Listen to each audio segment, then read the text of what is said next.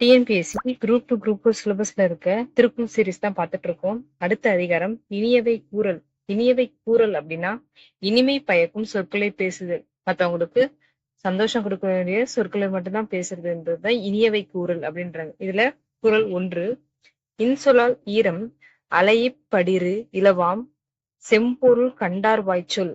இன்சொலால் ஈரம் அலையிப் படிறு இலவாம் செம்பொருள் கண்டார் வாய்ச்சொல்.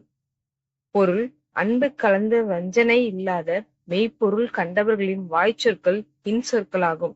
அதாவது எந்த ஒரு வஞ்சனையும் இல்லாம எந்த ஒரு கோபமும் இல்லாத அன்பு கலந்த மெய்ப்பொருள்கள் கண்டவர்கள், அதாவது உண்மையான பொருள், நம்ம பேசுற வார்த்தையில ஒரு உண்மையான பொருள் கண்டவங்களோட வாய்ச்சொல் எல்லாமே இன்சொற்கள். அன்பு மட்டும்தான் அதுல நிறைஞ்சிருக்கும் அப்படின்னு திருவள்ளுவர் கூறுகிறார். ஈரம் அப்படின்னா அன்பு, அலையி கலந்து, படிறு வஞ்சம், செம்பொருள் மெய்ப்பொருள். குறள் 2, அகனமர்ந்து ஈதலின் நன்றே முகனமர்ந்து இன்சொலன் ஆகப் பெறின். அகன் அமர்ந்து ஈதலின் நன்றே முகனமர்ந்து இன்சொலன் ஆகப் பெறின். சொற்பொருள் பார்க்கலாம். அகன்னா அகம், உள்ளத்தை சொல்றாங்க. அமர் அப்படின்னா விருப்பம், அமர்ந்து விரும்பி. முகன் முகம், இன்சொல் இனிய சொல், இன்சொலன் இனிய சொற்களை பேசுபவன். பொருள்: உள்ளம் விரும்பி ஒருவருக்கு கொடுத்து உதவுவது நல்லது. முகம் மலர்ந்து ஒருவரை பார்த்து இனிய சொற்களை கூறுதல் அதனை விடவும் நல்லது. அதாவது நம்ம மனசு விரும்பி ஒருத்தவங்களுக்கு இல்லாதவங்களுக்கு கொடுத்து உதவுவது அப்படின்றது நல்லதுன்னு சொல்றாங்க. அதுவே தன் முகம் மலர்ந்து ஒருத்தவங்களை பார்த்து அவங்க சந்தோஷப்படுற மாதிரி இனிய சொற்கள் பேசுறோம்னா அதை விட நல்லது அப்படின்றாங்க. தானம் தான் சிறந்ததுன்னு சொல்லுவாங்க. பட் நம்ம பேசுறது அதை விட சிறந்ததா இருக்கும். நம்ம இன்சொல்லால் பேசுறது மத்தவங்களுக்கு மகிழ்ச்சி கொடுக்கும் அப்படின்னு திருவள்ளுவர் கூறுகிறார். அகனமர்ந்து ஈதலின் நன்றே முகனமர்ந்து இன்சொலன் ஆகப் பெறின். அடுத்து குறள் 3, முகத்தான் அமர்ந்தினிது நோக்கி அகத்தானாம் இன்சொலன் இதே அறம். முகத்தான் அமர்ந்தினிது நோக்கி அகத்தானாம் இன்சொலின் இதே அறம். அமர்ந்து அப்படின்னா விரும்பி, அகத்தான் ஆம் உள்ளம் கலந்து, இன்சொலினிதே இனிய சொற்களை பேசுதலே. பொருள்: முகத்தால் விரும்பி இனிமையுடன் நோக்கி உள்ளம் கலந்த இன்சொற்களை கூறும் தன்மையில் உள்ளதே அறமாகும். அதாவது நம்ம முகத்துல மட்டும் மகிழ்ச்சி இல்லாம நம்ம முகத்துல இருக்க மகிழ்ச்சியோட சேர்த்து உள்ளத்திலயும் மகிழ்ச்சியோட அவங்களை புகழ்ந்து பேசுறோம், அவங்க முன்னாடி ஒரு இன்சொல் தான் பேசுறோம், எந்த ஒரு கடுமையான சொல்லும் பேசாம இருக்கோம்னா அதுதான் அறம்னு திருவள்ளுவர் கூறுகிறார்.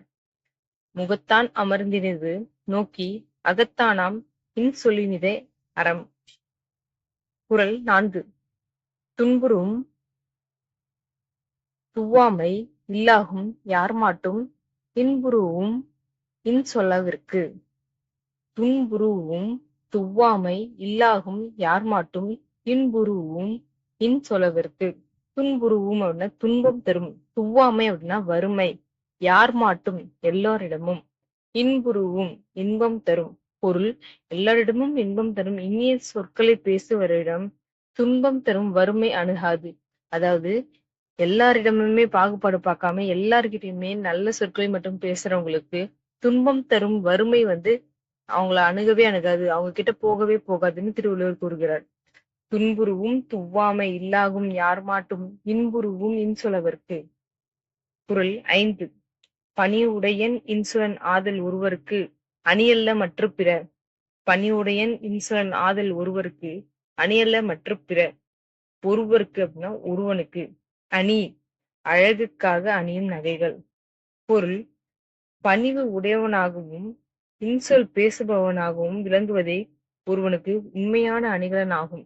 உடல் அழகுக்காக அணியும் பிற எல்லாம் உண்மையான அணிகலன் ஆகா. அதாவது மத்தவங்க கிட்ட ரொம்ப பணிவாகவும் இன்சொல்லோட பேசுறாங்க பாத்தீங்களா, அதுதான் ஒருத்தவனுக்கு சிறந்த அணி அப்படின்னு உண்மையான அணின்னு திருவள்ளுவர் கூறுகிறார். உடல் அழகுக்காக நம்ம போட்டிருக்க கம்மல், செயின் இதெல்லாமே சும்மா அணிந்து அணிகலன் ஆகாது, சும்மா நம்ம போட்டிருப்போம் அப்படின்றார். உண்மையான அணினா மத்தவங்க கிட்ட பணிவோட இன்சொல் பேசுறதுதான் உண்மையான அணின்னு கூறுகிறார். பணிவுடையன் இன்சொலன் ஆதல் ஒருவருக்கு அணியல்ல மற்ற பிற. குறள் 6, அல்லவை தேய அறம் பெருகும் நல்லவை நாடி இனிய சொலின். அல்லவை தேய அறம் பெருகும் நல்லவை நாடி இனிய சொலின். அல்லவைனா பாவம், நாடினா விரும்பி. பிறர்க்கு நன்மையானவற்றை விரும்பி இனிமை உடைய சொற்களைச் சொன்னால் பாவங்கள் தேய்ந்து குறையும், அறம் வளர்ந்து பெருகும். அதாவது பிறருக்கு சந்தோஷம் தரக்கூடிய இனிய சொற்களை மட்டும் நம்ம பேசுறோம் அப்படின்னா நம்மளுடைய பாவங்கள் எல்லாம் குறைஞ்சு அறம் வளர்ந்து பெருகும்னு திருவள்ளுவர் கூறுகிறார். அல்லவை தேய அறம் பெருகும், நல்லவை நாடி இனிய சொலின். குறள் 7. நயன் ஈன்று நன்றி பயக்கும், பயனின்று பண்பின் தலைப்பிரியாச் சொல். நயன் ஈன்று நன்றி பயக்கும், பயன் ஈன்று பண்பின் தலைப்பிரியாச் சொல். நயன் ஈன்றுனா நல்ல பயன்களை தந்து, நன்றினா நன்மை, பயக்கும்னா கொடுக்கும், தலைப்பிரியாச் சொல் நீங்காத சொற்கள். பொருள்: பிறர்க்கு நன்மையான பயனை தந்து நல்ல பண்பிலிருந்து நீங்காத சொற்கள் வழங்குவோனுக்கும் இன்பம் தந்து நன்மை பயக்கும்.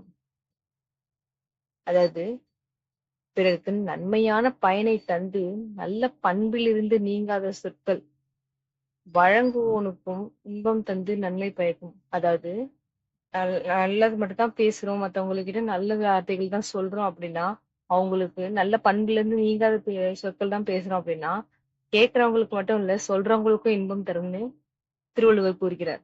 நயனின்று நன்றி பயக்கும், பயனின்று பண்பின் தலைப்பிரியாச் சொல். குறள் 8. சிறுமையுள் நீங்கிய இன்சொல் மறுமையும் இன்மையும் இன்பம் தரும். சிறுமையுள் நீங்கிய இன்சொல் மறுமையும் இன்மையும் இன்பம் தரும். சொற்பொருள்: சிறுமைனா துன்பம், மறுமைனா மறுபிறவி, இன்மைனா இப்பிறவி. பொருள்: பிறருக்கு துன்பம் விளைவிக்கும் சிறுமையிலிருந்து நீங்கிய இனிய சொற்கள் மறுபிறவிக்கும் இப்பிறவிக்கும் வழங்குவோனுக்கும் இன்பம் தரும். அதாவது பிறருடைய துன்பங்களை நீக்கும் நம்மளோட இன்சொல் இருக்குல்ல, நீ ஒண்ணும் பெருசா எதுவும் பண்ண வேணாம், சும்மா அவங்க கிட்ட போய் ஒரு ஆறுதலா ஒரு நல்ல வார்த்தைகள் பிச்சு பேசுனீங்க அப்படின்னா இந்த பிறவியில மட்டும் இல்ல அது மறுபிறவிலையும் இன்பம் தரும்னு திருவள்ளுவர் கூறுகிறார். குறள் 9. இன்சொல் இனி தீன்றல் காண்பான் எவன்கொலோ வன்சொல் வழக்குவது. இன்சொல் இனி தீன்றல் காண்பான் எவன்கொலோ வன்சொல் வழங்குவது. இனி தீன்றல், இனிது கூற்றல், ஈன்றல். ஈன்றல்னா தருதல், உண்டாக்குதல்னு சொல்லுவாங்க. வன்சொல்னா கடுஞ்சொல், எவன் கொலோ ஏனோ. பொருள்: இனிய சொற்கள் இன்பம் உண்டாகுவதனை கண்ட பின்னும் ஒருவன் கடுஞ்சொற்களை பேசுவது ஏனோ. அதாவது மத்தவங்களுக்கு இன்பம் தரக்கூடிய இனிய சொற்கள் சந்தோஷம் கொடுக்குதுன்னு தெரிஞ்சும் கடுஞ்சொற்களை ஏன் பேசுறாங்க அப்படின்னு திருவள்ளுவர் கேக்குறாரு.